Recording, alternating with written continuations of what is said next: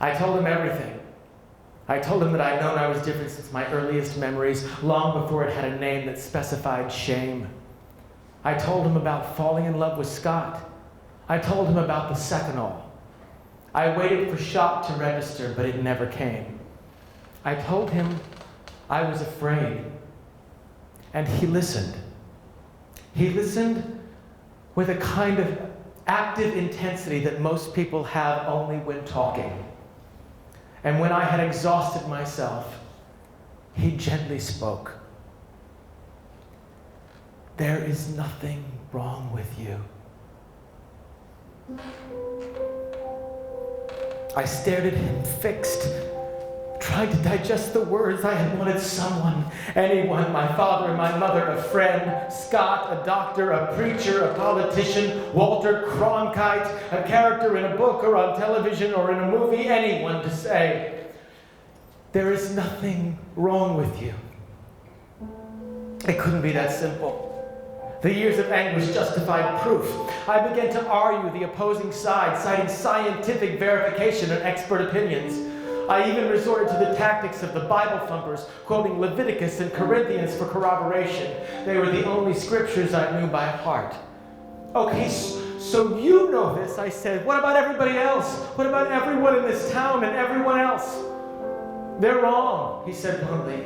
They're just wrong. Also, he said, some people are assholes.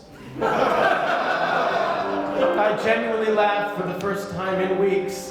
And then he talked about my contribution to the world, which he said came from the amalgam of all of me. Where do you think your particular talent comes from, he asked, and your drive and your humor and your compassion?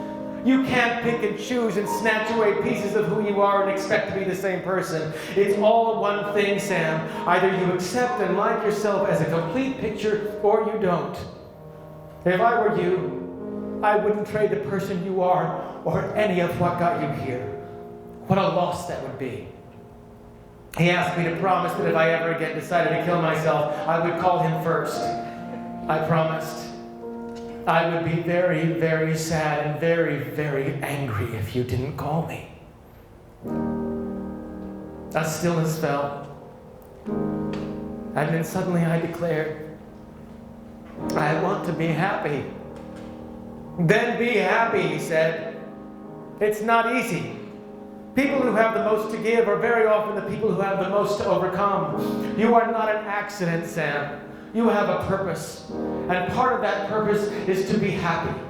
Just be a good person and live your life. Live your life. I might have wept in his arms, but he didn't offer them.